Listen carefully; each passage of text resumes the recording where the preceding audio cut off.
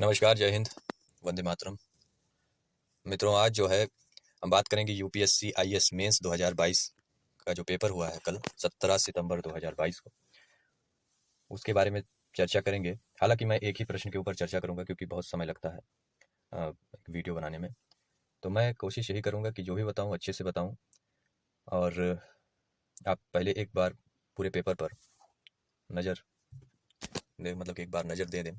और इसके अलावा मैं और कुछ नहीं कर सकता। मैं यहाँ पर एक प्रश्न के बारे में बात करूंगा जो कि अधिकांश भारतीय सिपाहियों वाली ईस्ट इंडिया कंपनी की सेना क्यों तत्कालीन भारतीय शासकों की संख्या बल में अधिक और बेहतर सुसज्जित सेना से लगातार जीतती रही?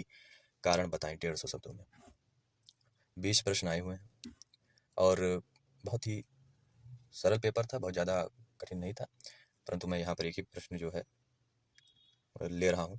और जो भी लोग जो है इसमें इंटरेस्टेड हैं तो वो इन प्रश्नों को देखकर यूट्यूब से सर्च करके जो है अपनी जानकारी ले सकते हैं। और खैर, मैं एक बार दोहरा दिखा देता हूँ आपको कि क्या क्या प्रश्न आए हुए हैं। यहाँ पर आप देख लीजिए, इसको स्क्रीनशॉट ले लीजिएगा। और इस प्रकार से 20 प्रश्न इसमें आए हुए हैं। ये है UPSC IAS mains 2022 exam question paper. तो फर्स्ट पेपर था जनरल स्टडीज़ का, और हम प्रश्न दूसरा उठा रहे हैं। चलिए फिर। तो भारतीय शासकों का हारने का जो कारण है वो कई कारण है, जिनमें पहला कारण आप मान के चलें कि एक तो धार्मिक कारण था। हिंदू शासक के विरुद्ध मुस्लिम जनता एवं जो है मुस्लिम शासकों के विरुद्ध हिंदू जनता और शासक विरुद्ध में हुआ करते थे, क्योंकि ये एक दूसरे की भावनाओं को ठेस पहुंचाया करते थे। और इसका एक उदाहरण लेकर हम समझ सकते हैं, जैसे कि मराठे जो है वो हिंदू पातशाही को लेकर चल रहे थे, और टीपू सुल्तान एक धर्मांध व्यक्ति था जो कि भारी संख्या में अपने राज्य में हिंदुओं को कन्वर्ट कर रहा था, लालच देकर, थोड़ा बहुत जो है सख्ती करके। हालांकि टीपू सुल्तान ने अंग्रेजों से युद्ध किया था, तो इसलिए जो है भारतीय शिक्षा में टीपू सुल्तान के धार्मिक कट्टरता को इतना जो है आगे दिखाया नहीं गया, किताबों में बताया नहीं गया। हालांकि वो कट्टर था, धार्मिक कट्टर था, और इसी के कारण जो है मराठों में और मैसूर राज्य में कभी बनती नहीं थी। जबकि टीपू सुल्तान के जो पिता थे हैदर अली, वो इस तरीके की, इस प्रवृत्ति के व्यक्ति नहीं थे, और उनका मराठों से संधि भी हुआ है, आप जानते हैं, जब प्रथम आंग्ल मैसूर युद्ध हुआ था। तो यहाँ पर सब्सिडरी अलायंस था आपका त्रावणकोर राज्य, जिसका जो है शासक एक हिंदू था। तो एक कारण बस जो है टीपू सुल्तान ने इसके ऊपर आक्रमण करते त्रावणकोर के ऊपर। तो त्रावणकोर जो कि मित्र राज था अंग्रेजों का, तो अंग्रेजों ने उसकी सहायता की। साथ में त्रावणकोर का शासक जो था वो एक हिंदू था, तो मराठे भी उसके साथ हो लिए और टीपू सुल्तान को फिर घेर लिया गया। टीपू सुल्तान वहां पे हारता है। और मैंने पहले ही बता दिया कि टीपू सुल्तान एक धर्मांध व्यक्ति था जो कि धर्मांतरण करा रहा था, वहाँ की मैसूर राज्य की धार्मिक संस्कृति परंपरा को बदलने का पूरा प्रयास कर रहा था, एकदम इस्लामीकरण कर रहा था। वहाँ पे जो कैलेंडर भी चलाए गए थे वो इस्लामिक कैलेंडर चलाए जाने लगे थे। फारसी में सारा का सारा जो है जो भी पोथी पत्रा होती थी, जो भी कैलेंडर होते थे, जो भी ये क्या कह सकते हैं, राजनीतिक जो भी पत्राचार होते थे, विदेशी पत्राचार होते, सब फारसी भाषा में, अरबी भाषा में होने लगे थे। तो ये सारे कारण थे, धार्मिक कारण थे, जिससे कि अंग्रेजों को लाभ होता था, क्योंकि एक दूसरे से युद्ध करके उनको हराने की मंशा ये दोनों राज्य रखते थे, चाहे हिंदू शासक हो चाहे मुस्लिम शासक हो। और इसके चलते वो जहाँ से हो सके वहाँ से सहायता प्राप्त करने के लिए भी चूकते नहीं थे। तो ये अंग्रेजों से जा मिलते थे और अंग्रेज अपनी शर्तों के अनुसार इनको सहायता प्रदान करते थे। आगे चलते हैं। फिर इसके बाद अत्याधुनिक हथियारों की बात कर लें। ये भी भारतीय सैनिकों के पास, भारतीय शासकों के सैनिकों के पास नहीं थे उस तरीके से, जिस तरीके से अंग्रेजों के पास हुआ करते थे। और इनकी तोपें हल्की होती थी और बहुत दूर तक मारक क्षमता भी इनकी बहुत अच्छी होती थी। एक तो आप जान लीजिए कि अगर आपकी वायुसेना नहीं है, तो अगर आपकी थल ही सेना है, तो वहाँ पर आपको जितना कम समय लगने लगने वाले जो हथियार हैं और भारी संख्या में जो है नुकसान पहुँचाने वाले हथियार हैं, कम समय लगाकर भारी संख्या में लोगों को क्षति पहुँचा दे, सैनिकों की क्षति पहुँचा दे, वो वो हथियार ज़्यादा जो है कारगर हो जाएंगे।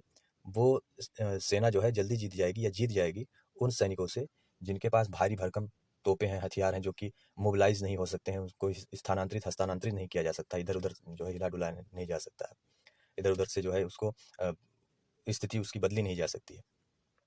क्योंकि युद्ध के क्षेत्र में अगर रच मात्र भी देरी हुई तो पलड़ा जो है किसी दूसरे की तरफ से भारी हो सकता है आपके ऊपर। और आप हेमू को देख सकते हैं, हेमू का उदाहरण ले सकते हैं।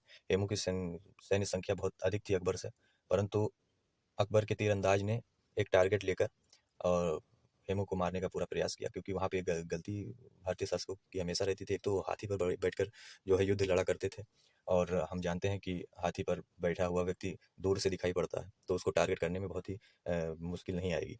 तो ये सारी चीज़ें थी।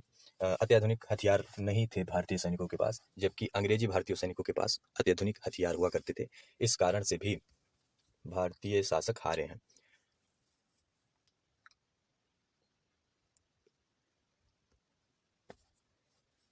फिर इसके बाद भारतीय सैनिकों का भौगोलिक सैन्य क्षमता, आंतरिक सामाजिक गुप्त सूचनाओं एवं आर्थिक स्थिति की जानकारी होती थी। जो ये अंग्रेजी सेना होती थी, इसमें भारतीय सैनिक भर्ती हुआ करते थे वेतन पर, और फिर इसके बाद भूमि, इन सब चीज़ों पर जो है भारतीय सैनिक क्या होते थे, अंग्रेजी सेना में भर्ती हो जाते थे। तो ये करते क्या थे कि इनको एक तो भौगोलिक स्थिति, जिस क्षेत्र से ये आते थे वहाँ की इनको भौगोलिक स्थिति पता होती थी, सैन्य क्षमता उस राज्य की क्या है, क्या करते हैं, किस चीज़ से लड़ते हैं, क्या इनकी टेक्टिक्स है, तकनीकी क्या है। तो वो सब चीज़ें जो है भारतीय सैनिक या भारतीय लोग जो कि अंग्रेजी सेना में भर्ती होते थे उनको पता होती थी। उनकी आंतरिक, सामाजिक, ये सारी चीज़ें पता होती थी, गुप्त सूचनाएं तक पता होती थी। तो ये सारी चीज़ें जो हैं अंग्रेज़ों को बड़ी मदद करती थी। इन सब चीज़ों की जो सूचनाएं अंग्रेज़ों को मुफ्त में मिल जाया करती थी। जब अंग्रेज़ों के सेना में ये जो भर्ती होते थे भारतीय सैनिक, तो अंग्रेज़ों को बहुत अच्छे तरीके से नॉलेज हो जाता था उस क्षेत्र विशेष के बारे में, वहाँ के समाज के बारे में, वहाँ की आर्थिक स्थिति क्या है, उनकी सैन्य क्षमता क्या है, ये सारी जानकारी अंग्रेज़ों को स्वतः हो जाती थी इन भारतीय सैनिकों के द्वारा। तो उनको जो प्लानिंग है, जो युद्ध लड़ने की नीति है, वो बहुत अच्छे तरीके से सब लोग बना ले जाते थे, अंग्रेज़ लोग। तो यहाँ से भी भारतीय शासक जो है मात खा जाते हैं, योजना में भी मात खा जाते हैं, क्योंकि उनकी सारी जानकारी, उनकी जो खुफिया जानकारी है वो अंग्रेज़ों को पहले से पता है। तो वो कौन सी रणनीति ऐसे अपनाएंगे जिससे जो अंग्रेज़ से वो बच जाए। तो ये भी एक कारण है। फिर इसके बाद सहायक संधियों के बारे में बात कर लें। सहायक संधियों से भी भारतीय शासक कमज़ोर हुए थे।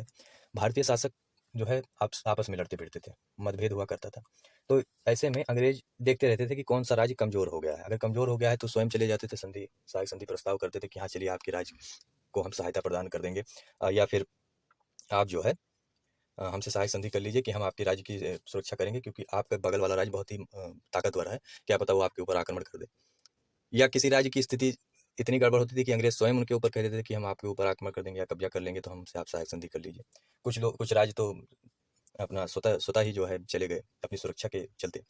तो इस प्रकार से जब ये सहायक संधि ये कर लेते थे अंग्रेज, तो अपना वहाँ पे एक रीजेंट, एक टुकड़ी और एक प्रतिनिधि बैठा देते थे।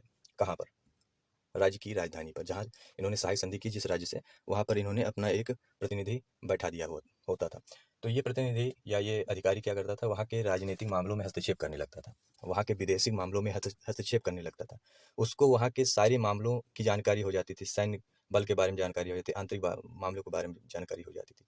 वहाँ के जो राजनीतिक परिवार हैं उनमें कौन फूट सकता है, कौन टूट सकता है, कौन बगावत कर सकता है, उसके बारे में जानकारी हो जाती थी।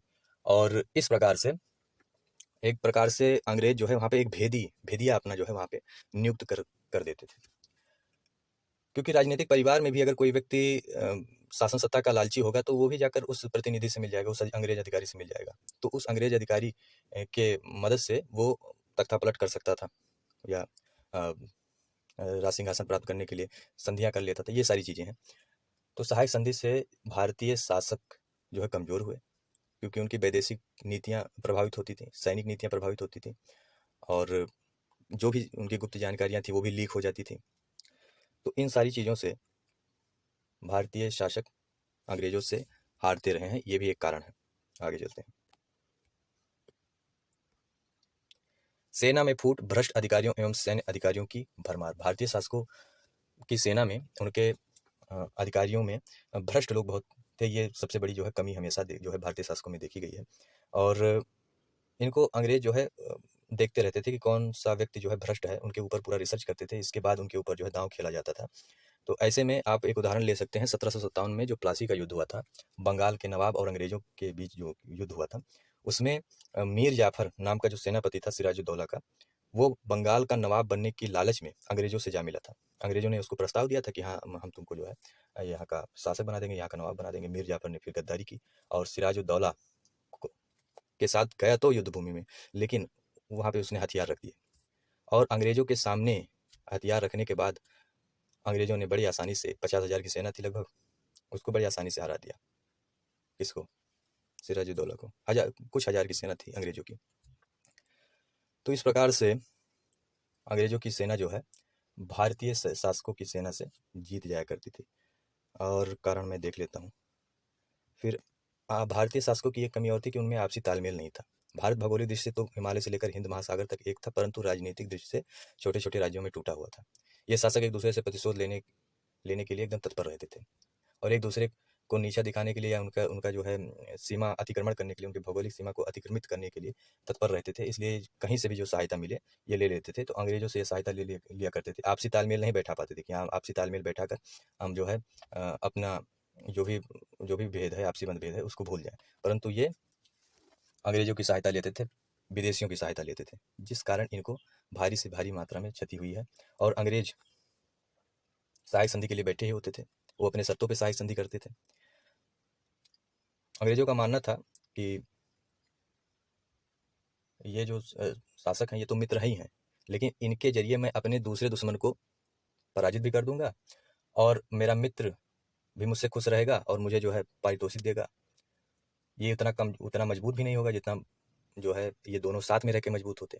तो मैं एक प्रकार से दोनों राज्यों को मैं कमजोर कर दूंगा और फायदा हमारा होगा। इससे मैं धन धान्य से जो है परिपूर्ण हो जाऊंगा, मेरी सैन्य क्षमता बढ़ जाएगी, मुझे जो है क्षेत्रीय लाभ होगा, क्षेत्र का जो विस्तार है वो भी बढ़ जाएगा। तो ये सारी चीज़ें जो है अंग्रेज ध्यान में रखते थे और इसका फायदा उठाते थे।